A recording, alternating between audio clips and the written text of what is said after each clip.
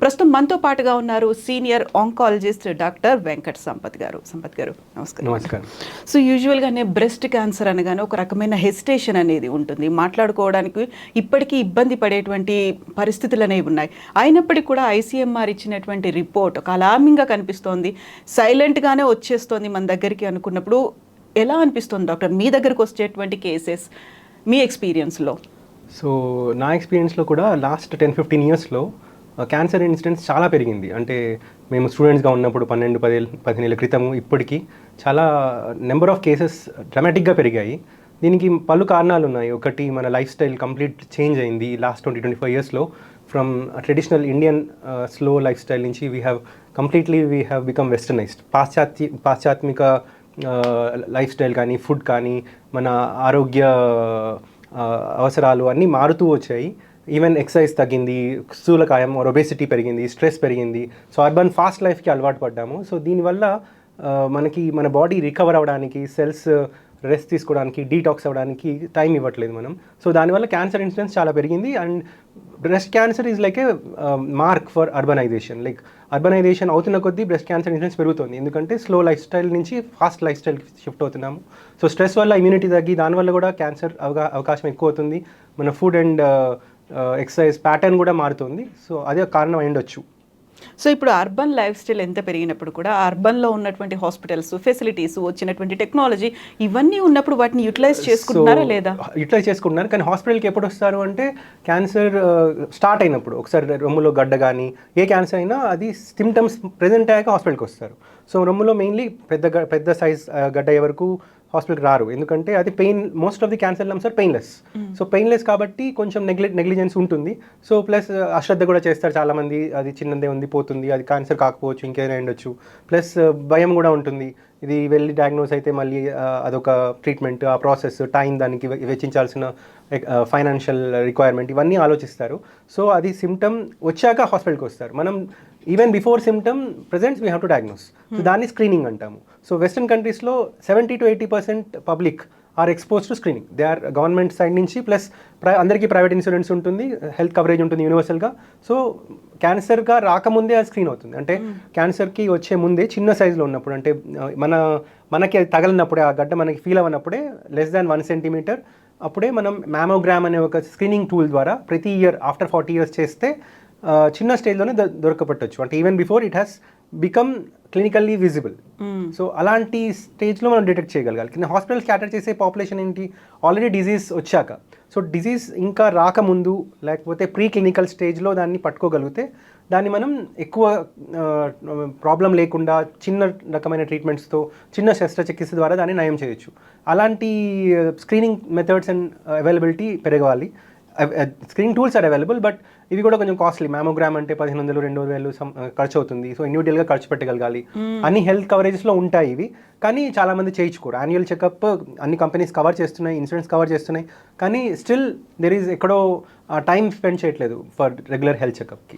యూజువల్గా మీరు అన్నారు ఇప్పుడు క్యాన్సర్ గడ్డ చాలా ముదిరిన తర్వాత, క్యాన్సర్ వచ్చింది అని అర్థమైన తర్వాత మాత్రమే వస్తున్నారని. ఇప్పుడు మీరన్న మ్యామోగ్రామ్ అనేది ఏజ్ నుంచి చేయించుకోవాలి, ఇప్పుడు ఐడెంటిఫై? సో బేసికల్గా any cancer 90% are because of మన ఎన్విరాన్మెంట్లో ఉండే ఫ్యాక్టర్స్ వల్ల. పొల్యూషన్ కానీ, ఎక్కువ సన్ రేస్కి ఎక్స్పోజ్ అవ్వడం, radiation, chemicals, water pollution, food pollution. So ఇవన్నీ క్యాన్సర్ కారకాలు.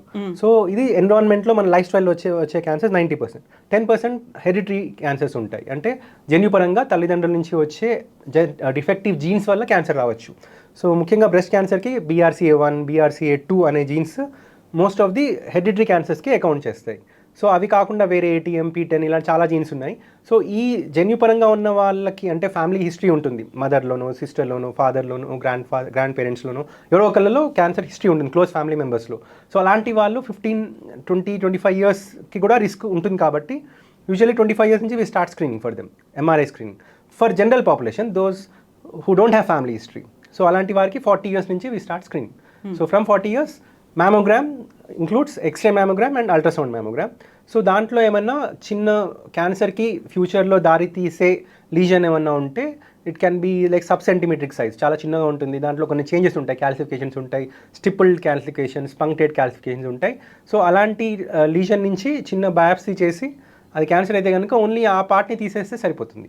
దానికి పెద్ద కీమోథెరపీ, రేడియేషన్ ఇలాంటివి అవసరం రాదు ప్రీ క్యాన్సర్ స్టేజ్లో డిటెక్ట్ చేస్తే. సో అందుకని స్క్రీనింగ్ ఇంపార్టెంట్. జన్యుపరంగా ఉండే వాళ్ళు 25 years 20 yearsకే స్టార్ట్ చేస్తాము. కానీ ఆ ఏజ్లో మ్యామోగ్రామ్ అంత హెల్ప్ అవ్వదు, ఎందుకంటే breast are dense. So 40 years తర్వాతే x-ray mammogram or ultrasound mammogram are helpful. So ఆ ఏజ్లో MRI mammogram is important, which is expensive actually. MRI mammogram almost 10,000+ ఉంటుంది. ఇవి అయితే 1,500-2,000 ఉంటాయి ఎక్స్రే మ్యామోగ్రామ్. సో జన్యుపరమైన హిస్టరీ ఉన్న వాళ్ళకి 25 years, నార్మల్ సాధారణ పాపులేషన్లో 40 yearsకి స్క్రీనింగ్ మొదలవ్వాలి. సో ఇప్పుడు మీరు అన్న మాట ఒకటి ఉంది, లైక్ ట్రీట్మెంట్కి సంబంధించి మిగతా క్యాన్సర్ ట్రీట్మెంట్స్ అంటే దానికి కీమోథెరపీ ఉంటుంది, లేకుంటే ఆ పార్ట్ అంతా తీసేస్తారు, బోల్డ్ అన్ని ఉంటాయి. బ్రెస్ట్ క్యాన్సర్ కానీ ఫస్ట్ ఒక హెసిటేషన్ వస్తుంది, సొసైటీలో ఎలా ఉంటుంది, ఒక స్టిగ్మా అనేది ఉంటుంది, అది చెప్పుకోవడానికి ఎలా ఇంకో పక్క వాళ్ళతో చెప్పుకోవాలి అనేది ఒకటి ఉంటుంది. వీటన్నిటితో పాటుగా క్యాన్సర్ ట్రీట్మెంట్ గురించి ఎలా ట్రీట్ చేస్తారు, దాన్ని ట్యూమర్ని ఎలా తొలగిస్తారు, ఇవన్నీ కూడా ఇంకా తెలియట్లేదు కదా జనాలకి. అంటే అవగాహన పెరుగుతుంది, అవేర్నెస్ పెరుగుతుంది డెఫినెట్గా. కానీ భయం అనేది ఉంది, చాలా భయము, స్టిగ్మా చాలా ఉంది. ఎందుకంటే క్యాన్సర్ ట్రీట్మెంట్ అనేది ఒక రోజు ట్రీట్మెంట్ కాదు, 6 నెలలు 1 year పట్టే treatment. So and lot of energy, resources, family నుంచి సపోర్ట్ అన్నీ కావాల్సి ఉంటుంది. సో దీనికి చాలామంది వెనకాడుతూ ఉంటారు. ట్రీట్మెంట్ గురించి వెళ్తే డయాగ్నోస్ అవుతుంది, ఈ రిసోర్సెస్ ఎనర్జీ ఇవ్వాలి అని డిలే చేయడం వల్ల స్టేజ్ మారుతుంది. వేరే డిజీజ్ లాగా కాదు, మనం నెగ్లెక్ట్ చేస్తే అది అక్కడే ఉండదు. Stage 1 కాస్త Stage 3, Stage 4 అయితే క్యూర్ రేట్స్ తగ్గుతాయి. ఎందుకంటే Stage 1 స్టేజ్లో 90% క్యూరబుల్, Stage 3లో almost 75% above. Stage 4 is like మనం డిజీజ్ ప్రొలాంగ్ చేయడానికి ప్రయత్నం చేస్తాము. అంటే అధునాతనిక ఇమ్యూనోథెరపీ, టార్గెటెడ్ థెరపీస్తో మన లైఫ్ పెంచే ప్రయత్నం ఉంటుంది రాదర్ దెన్ క్యూర్. సో అందుకనే ఎర్లీ స్టేజ్లో డిటెక్ట్ చేయడం ఇంపార్టెంట్. సో ఆ భయము, ఆ అవగాహన రావాలి, ఆ భయం పోవాలి అండ్ అవగాహన రావాలి. సో దీనికోసం we're like conducting as many awareness camps as possible through various running sessions and gaming sessions. Everywhere we are trying to create the awareness, but still there is some stigma and some fear in the people. But fear అనేది అనవసరం, ఎందుకంటే మనం ఫియర్తో ఈ డిజీజ్ని జయించలేము. మనం only ధైర్యంగా దాన్ని face చేస్తేనే we can overcome it, and we have to get screened so as soon as possible to detect in pre cancer stage. And if it is already in Stage 1 or Stage 2, it is curable. So surgery, chemo, radiation అవి కొంచెం ఛాలెంజే, కానీ one can cure the disease and one can have a normal lifestyle after that. Unlike earlier, now the advances are so good that the life style is not affected by treatments. So side effects తగ్గుతున్నాయి, ఇంతకుముందు అంత భయపడాల్సిన side effects లేవు. వాటిని ఆ side ఎఫెక్ట్స్ని ఎదుర్కోవడానికి అవసరమయ్యే మందులు చాలా అవైలబుల్ ఉన్నాయి. ఒకప్పుడు వామిటింగ్ ఇవి ఉండేవి, ఇప్పుడు అవి తక్కువ అవుతున్నాయి రాను రాను.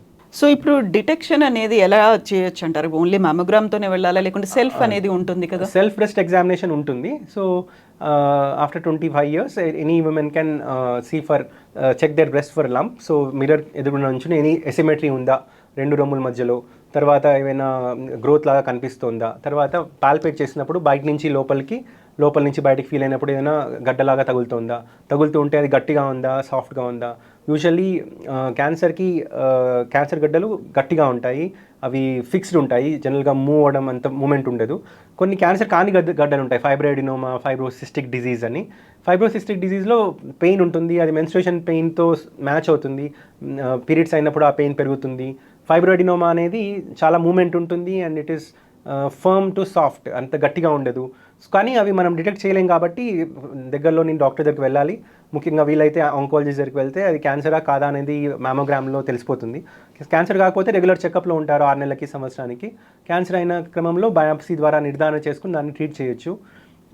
సో టెక్స్ట్ బుక్ ప్రకారం 40 years నుంచి we have to go for screening and all. But somehow the incidents is happening even 30 to 40 years కూడా ఫ్యామిలీ హిస్టరీ లేకుండా చాలామందికి వస్తుంది. ఈవెన్ 25-28 years కూడా వస్తుంది, చాలామంది చూస్తున్నాము. So any breast lump should not be neglected. So బాడీలో ఎక్కడ గడ్డ వచ్చినా నెగ్లెక్ట్ చేయకూడదు, కానీ బ్రెస్ట్లో అది ఖచ్చితంగా మనం దాన్ని రూల్ అవుట్ చేసుకోవాలి, అది ఏంటనేది తెలుసుకోవాలి. దాని గురించి భయము, కంగారు పడాల్సిన అవసరం లేదు.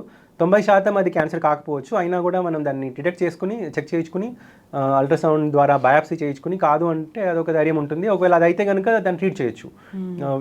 It's very well curable more than 80% of the times. So దాని గురించి భయపడడం అనవసరం.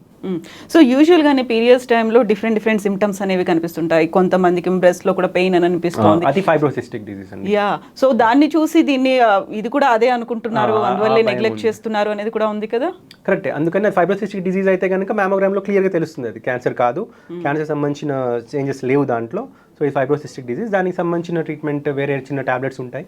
సో ఈవినింగ్ ప్రిమ్రోజ్ ఆయిల్ అవి ఉంటాయి, ప్లస్ మెన్స్ట్రుయేషన్ కొంచెం రెగ్యులేట్ చేసుకోవాలంతే. సో అది పెద్ద ఇష్యూ కాదు, అది కానిది మనం చెప్పేస్తాము. అంటే 3-4 వస్తే అందులో 3కి ఇదే ఉంటుంది, ఒకళ్ళకి మాత్రం వేరే క్యాన్సర్ అయ్యే అవకాశం ఉంది. Out of every 5, 3 or 4 cases could be just fibrocystic disease or fibroadenoma. So అది we'll confirm and tell that it is not cancer okay once they come to clinic. So ICMR ఇచ్చినటువంటి రిపోర్ట్ని బట్టి చూస్తే urban ఏరియాస్లో చాలా ఎక్కువ ఉంది when we compare it with rural areas. Rural ఏరియాస్లో ఇది రాకపోవడానికి కారణం వాళ్ళకి అవేర్నెస్ కానీ టెస్ట్లకి స్క్రీనింగ్ టెస్ట్లకి వెళ్ళకపోవడమా, నిజంగానే రూరల్లో తక్కువ ఉందంటారా? లేదు, నిజంగానే తక్కువ ఉంది. ఎందుకంటే సేమ్ నేను చెప్పాను లైఫ్ స్టైల్, ఇప్పుడు అర్బన్లో ఫాస్ట్ లైఫ్ ఉంది. సో ఫుడ్ ప్రిపేర్ చేసుకోవడం టైం లేదు. సో బయట నుంచి తెప్పించుకుని అంటే అన్నిసార్లు అలా ఉండదు, బట్ ఫుడ్లో ఆయిల్ ఎక్కువ ఉండడం, కొలెస్ట్రాల్ ఎక్కువ ఉండడం, తర్వాత ఫ్యాటీ ఫుడ్స్ ఎక్కువ తీసుకోవడం, కార్బోహైడ్రేట్స్ కూడా ఎక్కువ తీసుకోవడం, protein rich foods like fruits, vegetables ఇవి సరిగ్గా తీసుకోలేకపోవడము, తర్వాత ఎక్సర్సైజ్ లేకపోవడం, ఎక్సర్సైజ్ టైం లేకపోవడం. సో రూరల్ లైఫ్లో ఆటోమేటిక్గా వాళ్ళు ఎక్సర్సైజ్ చేయకపోయినా వాకింగ్ చేయాల్సి ఉంటుంది, పనులు ఉంటాయి. So they are spending time and stress లేదు, అంటే అనవసరమైన వర్క్ రిలేటెడ్ స్ట్రెస్ కానీ టార్గెట్స్ కానీ ఇలాంటివి లేవు. సో స్ట్రెస్ ఎక్కువ ఉండడం వల్ల ఏమవుతుందంటే ఎండార్ఫిన్స్, మంచి మన బాడీకి కావాల్సిన మంచి హార్మోన్స్ సమతుల్యం లోపిస్తుంది, బ్యాలెన్స్ పోతుంది. సో దానివల్ల ఇమ్యూన్ సర్వెలెన్స్, అంటే మన బాడీలో ఉండే ఇన్ఫెక్షన్, బ్యాక్టీరియా వీటినే కాకుండా క్యాన్సర్ కణాలు కూడా నిర్మూలించే ఇమ్యూనిటీ మెకానిజం మనలో ఉంటుంది. సో ఆ ఇమ్యూనిటీ దెబ్బతింటుంది. సో ఈ స్ట్రెస్ తక్కువ ఉన్నప్పుడు ఈ మంచి ఎండార్ఫిన్స్ ఇవన్నీ రిలీజ్ అవ్వడం వల్ల ఇమ్యూన్ సర్వెలెన్స్ పెరుగుతుంది. సో ఇమ్యూనిటీ బాగుంటుంది. సో ఎనీ క్యాన్సర్ సెల్స్ ఉన్నా కూడా అవి క్లియర్ అయిపోతాయి even before they become cancer. So అందుకనే not only breast cancer, majority of the cancers other than cancers which come because of infection, like cervix cancer ఉంది, అది ఒక virus వల్ల వస్తుంది. సో అలాంటివి రూరల్లో ఎక్కువ ఉంటాయి. But majority of the lifestyle related, urbanization related cancers like lung cancer, smoking related రూరల్లో కంటే అర్బన్లో చాలా ఎక్కువ ఉంటుంది. సో ప్రోస్టేట్ క్యాన్సర్ కూడా అర్బన్లో ఎక్కువ ఉంటుంది. మీరు అన్నట్టు డిటెక్షన్ అండ్ రిపోర్టింగ్ రేట్ తక్కువ ఉండొచ్చు, but still the incidence is quite high when we compare to rural life than urban life. So urban life స్టైల్లో ఎక్కడో పొరపాటు ఉంది, అదే మార్చుకోవాల్సి ఉంటుంది. ఎందుకంటే అర్బన్ పాపులేషన్ కూడా those who have regular exercise 1 to 2 hours రెగ్యులర్గా వాకింగ్ ఏదో ఒక ఎక్సర్సైజ్ చేసేవాళ్ళు, స్ట్రెస్ తక్కువ ఉన్న వాళ్ళు, ఫిజికల్ యాక్టివిటీ మంచిగా ఉన్న వాళ్ళు, ఫ్రూట్స్ వెజిటబుల్స్ ఎక్కువ తీసుకునే వాళ్ళలో క్యాన్సర్ ఇన్సిడెన్స్ ఛాన్స్ తక్కువ అవుతుంది డెఫినెట్గా. అయితే ఇంతకుముందు ఇంత మోడర్న్ టెక్నాలజీ రాకముందు ఒకవేళ బ్రెస్ట్ క్యాన్సర్ వచ్చింది అంటే కంప్లీట్ బ్రెస్ట్ని రిమూవ్ చేయాలి అనేటువంటి సిచ్యువేషన్ కూడా ఉండేది. ఇప్పుడు వచ్చినటువంటి టెక్నాలజీ ఎలా ఉందంటారు? సో ఇప్పుడు ఏంటంటే బ్రెస్ట్ క్యాన్సర్లో ఆ క్యాన్సర్కి కారణం ఏంటి, ఏ మ్యూటేషన్ వల్ల వచ్చింది, దాంట్లో జనరల్గా మాలిక్యులర్ లెవెల్లో 4 రకాలు ఉంటాయి. Hormone positive, triple negative, hormone positive కూడా ల్యూమినల్ ఏ, ల్యూమినల్ బి అంటే ఎక్కువ expression or low expression, then HER2 positive. So 4కి డిఫరెంట్ టైప్ ఆఫ్ ట్రీట్మెంట్స్ ఉంటుంది. సో ట్రిపుల్ నెగటివ్, HER2 పాజిటివ్లో మనం ఫస్ట్ కీమో టార్గెట్ థెరపీస్ ఇచ్చి క్యాన్సర్ బర్డెన్ని తగ్గించి అప్పుడు సర్జరీకి వెళ్తాము. సో ఒకప్పుడు చంకలో ఉండే గడ్డలన్నీ యాక్సిలిక్ నోట్స్ అంటాం, అవన్నీ తీసేసేవాళ్ళం. ఇప్పుడు వాటిలో after chemo sentinel lymph node biopsy ద్వారా only involved nodes 2 or 3 nodes తీస్తాము. సో దట్ ఫ్యూచర్లో చేతిలో వాపు రాదు, సో అది తగ్గించవచ్చు. రొమ్ము కూడా మొత్తం తీయాల్సిన అవసరం లేదు, ఓన్లీ ఆ ఇన్వాల్వ్డ్ అయిన గడ్డను తీయచ్చు, వీ కెన్ ప్రిజర్వ్. అంటే హెరిడిటరీ ఫ్యామిలీ హిస్టరీ ఉన్న వాళ్ళలో we don't recommend preserving the breast, but 90% of the times where the disease is due to environmental factors only involved tumour మాత్రమే తీయచ్చు. ఒకవేళ ట్యూమర్ పెద్దగా ఉంటే రీకన్స్ట్రక్షన్ కూడా చేయొచ్చు ప్లాస్టిక్ సర్జరీ ద్వారా, so that cosmetically breast outlook effect అవ్వదు.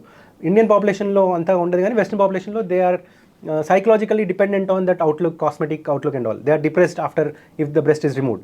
So అందుకే reconstruction, plastic surgery, silicone implants ఇవన్నీ ఇంపార్టెంట్. మనకు కూడా అవి రీజనబుల్ ప్రైస్లో ఇప్పుడు అవైలబుల్ ఉన్నాయి ఇండియాలో, ఇన్సూరెన్స్ కవరేజ్లో ఉన్నాయి అన్నీ. ఒకప్పుడు ప్లాస్టిక్ సర్జరీలో ఇన్సూరెన్స్ కవరేజ్లో ఉండేది కాదు, but along with surgery breast removal అప్పుడు ప్లాస్టిక్ సర్జరీ చేస్తే దే ఆర్ అంటే cosmetic preservation for cancer patients they are improving. So it is like భయపడాల్సిన అవసరం లేదు, రొమ్ము మొత్తం తీసేస్తారు అనే అవసరం లేదు. కీమో ద్వారా 90% డిజీజ్ కంట్రోల్ అవుతుంది, కొన్ని కండిషన్స్లో 100% క్లియర్ అయిపోతుంది. ఆ సర్జరీ చేసి తీసిన ముక్కలో క్యాన్సర్ ఉండదు, కానీ తీయాలి అది, ఎందుకంటే ఏమైనా మిగిలిపోయి మళ్ళీ ఫ్యూచర్లో వచ్చే అవకాశం ఉంది కాబట్టి. కానీ మొత్తం తీయాల్సిన అవసరం లేదు, ఓన్లీ ఆ గడ్డ ఏదైతే 2-3 centimeters ట్యూమర్ ఉందో అది తీస్తే సరిపోతుంది. దాని లక్షణాలు బట్టి అది సైజ్ పెద్దగా ఉంది, మోర్ దెన్ 4 centimeters ఉంది, లేకపోతే లింఫోవాస్కులర్ ఇన్వేషన్ ఉంది, పెరిన్యూరల్ ఇన్వేషన్ ఉంది ఉంటే రేడియేషన్, లేకపోతే రేడియేషన్ కూడా ఆ రొమ్ముకి ఇచ్చేది ఓన్లీ మళ్ళీ రాకుండా ఉండడానికి, దాంతో పెద్ద సైడ్ ఎఫెక్ట్స్ ఏమి ఉండవు ఒకప్పటిలాగా. సో అది. సో ఈ మధ్య కాలంలో బ్రెస్ట్ క్యాన్సర్ గురించి చెప్తున్నటువంటి సెలబ్రిటీస్, మోడల్స్ కావచ్చు, హీరోయిన్స్ నెంబర్ అనేది చాలా పెరుగుతుంది. అంటే వాళ్ళకి రెగ్యులర్గా మెడికల్గా కావాల్సినటువంటి స్క్రీనింగ్ టెస్టులు కావచ్చు, మిగతా అన్ని టెస్టులకు సంబంధించి వాళ్ళు వెళ్తూ ఉంటారు కాబట్టి ఎర్లీగా డిటెక్ట్ అవుతుంది, వాళ్ళకి కావాల్సినటువంటి ట్రీట్మెంట్ అనేది తీసుకుంటారు.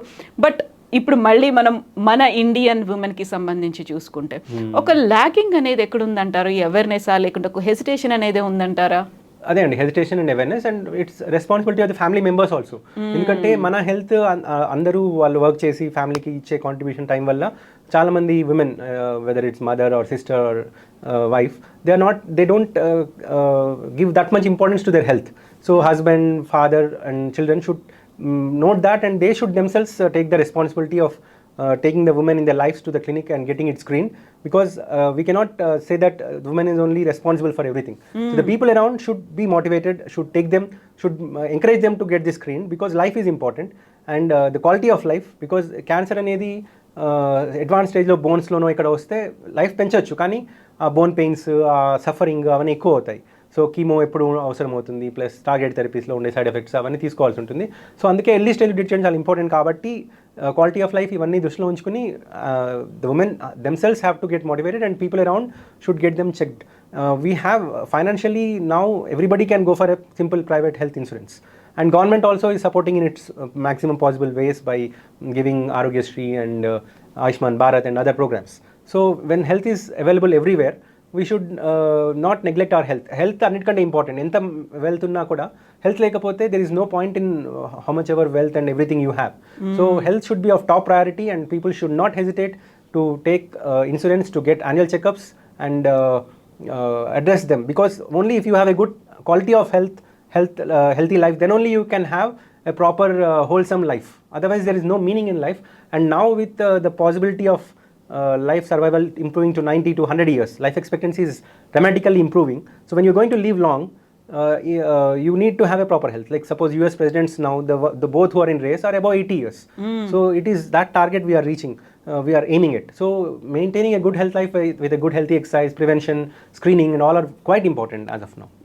సో యూజువల్గానే ఉమెన్ హెల్త్కి సంబంధించి చూసుకుంటే ఇష్యూస్, పీరియడ్స్ సంబంధించిన ఇష్యూస్ కావచ్చు, లేకుంటే గైనిక్ ఇష్యూస్ కావచ్చు, బ్రెస్ట్ క్యాన్సర్ ఇష్యూస్ కావచ్చు, తెలిసిన వెంటనే ఒక రకమైనటువంటి డిప్రెషన్ వస్తుంది, వాళ్ళు డౌన్ అయిపోతారు, లో అయిపోతారు, అండ్ ఫ్యామిలీకి సంబంధించినటువంటి ఒక సపోర్ట్ కూడా ఇవ్వాల్సిన అవసరం ఉంటుంది. ఇవి ఎక్స్ప్రెస్ చేసుకోవడానికి కూడా ఒక మొహమాటం అనేది ఉంటుంది, పెద్దగా తెలీదు, వాళ్ళు ఎదుటి వాళ్ళు ఎలా రియాక్ట్ అవుతారో అనేది ఒకటి ఉంటుంది.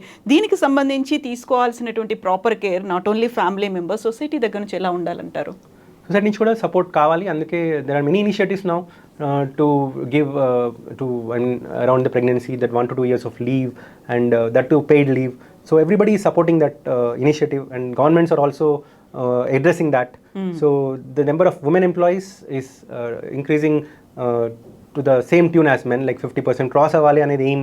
So in that case these things have to be addressed, especially పీరియాడిక్గా వచ్చే ప్రాబ్లమ్స్, ఆ టైంలో అవసరమైతే రెస్ట్ ఇవ్వడం, వర్క్ ఫ్రమ్ హోమ్ ఛాన్స్ ఇవ్వడం, ఇలాంటివన్నీ ఇనిషియేటివ్ తీసుకోవాలి. HR departments and all should ఏదో నేమ్ సేక్గా కాకుండా సిన్సియర్గా దాన్ని అటెండ్ చేయాలి. అండ్ దెర్ షుడ్ బీ, అంటే there is no dearth of counsellors and psychologist. వీళ్ళని అప్రోచ్ అవ్వడానికి కూడా మనం హెసిటేట్ చేయకూడదు. ఈ ప్రాబ్లమ్స్ అన్నీ ఉంటాయి during chemo and post chemo, after giving hormone therapy and all చాలా చేంజెస్ వస్తాయి, ఆ mood behaviour changes and all. So one should not hesitate to approach the psychologist and counsellors. We refer the patients. చాలామంది భయపడతారు వెళ్ళడానికి psychologist, counsellors. అది కూడా భయపడాల్సిన అవసరం లేదు. దాంతో మనకి ఎంతో ధైర్యం వస్తుంది. వాళ్ళు మన ప్రాబ్లమ్స్ వింటారు, they address in a simple way. It's not that medical రెమెడీసే ఇవ్వరు, నాన్ మెడికల్ రెమెడీస్, కౌన్సిలింగ్, మన ప్రాబ్లమ్స్ వినడం, అది కూడా ఇంపార్టెంట్. సో అలాంటి హెల్ప్ తీసుకోవడానికి కూడా వెనకాడకూడదు. అవి కూడా on a phone call they are available now. So ఈ హోలిస్టిక్గా అన్ని యాంగిల్స్ నుంచి ఈ సపోర్ట్ కావాలి, ఒక సైడ్ నుంచే కాకుండా family, from the government, from the offices, from the media, from the health group, everywhere this approach is required. So యూజువల్గా ఇలాంటిది ఏదైనా ప్రాబ్లం వచ్చింది, అప్పుడు డాక్టర్ దగ్గరికి వెళ్ళాలి, రిమూవ్ చేస్తారు అనుకున్నప్పుడు ఫెమినైన్ లుక్ అనేది పోతుంది అనేటువంటి, అది భయపడాల్సిన అవసరం లేదు. ఇప్పుడున్న అడ్వాన్సెస్తో the cosmetic outlook is important, and all the surgical oncology has reformed from modified radical mastectomy, మొత్తం బ్రెస్ట్ తీసే దగ్గర నుంచి breast preservation, or wide local excision or breast conservation వైపు మొగ్గు చూపుతుంది. సో సర్జన్స్ రోబోటిక్ అప్రోచెస్ ఉన్నాయి, రోబోటిక్ సర్జరీ అవైలబుల్ ఉంది, minimum invasive surgery approach available ఉంది. అండ్ ఒకప్పటిలాగా సర్జరీ తర్వాత రికవర్ అవ్వడానికి చాలా టైం పట్టదు, 1-2 daysలో people can be back to their activities and all, and without much morbid thing. All the surgeons, the aim is to preserve the breast outlook, cosmesis, and if required they do silicone implants or grafting, ఇవన్నీ చేసి they preserve the shape. That is the aim. So ఇప్పుడు మనం 2024లో ఉన్నాం, 1 yearలోనే ఇది ఇంకా పెరుగుతుంది అనుకున్నప్పుడు ఇది పెరగడానికి కరెక్ట్. యా, ఎందుకని అలా అంటారు? అదే ఇది ఒక కారణం కదా, multiple this is a problem which is like not confined only to us. Whole world, the environmental factors and pollution have become extreme. So as a race, we are at risk now because the deforestation inka ekku avutundi. We are telling that we are creating renewable sources and all, but at the same time we are damaging the existing forests. Every day we are encroaching into forests. So if we do not stop deforestation, do not promote plantations, trees, and more environmental friendly living or ecosystem awareness and all, then we are all at doom. So it is our responsibility to increase the forestation for our next generations. Otherwise, we are giving nothing but a polluted planet which is not livable. We have seen during COVID, we all changed when nobody was there. So much pollution. I mean, pollution was like literally not there. So we know that it is because of our activities. But during that time, we were all like we are changed people. Suddenly, we are again back to square one. Back to normal. Back to normal. We are increasing the pollution in all ways possible. So unless we address that, and even office and work environment also should focus on the quality of work rather than just getting for working for long hours with lot of stress and targets and all. So a friendly environment to get the best in a person is important. So otherwise the stress and all will the person will be drained away and they will not be able to give any productive work. So that also has to be addressed. So deforestation లేకపోతే ఇప్పుడు మనకి encroachments, lakes అనేవి లేకుండా పోతున్నాయి అనుకుంటే మనం we think about green gases లేకుంటే ఇంకో దాని గురించో మాట్లాడుకుంటాము.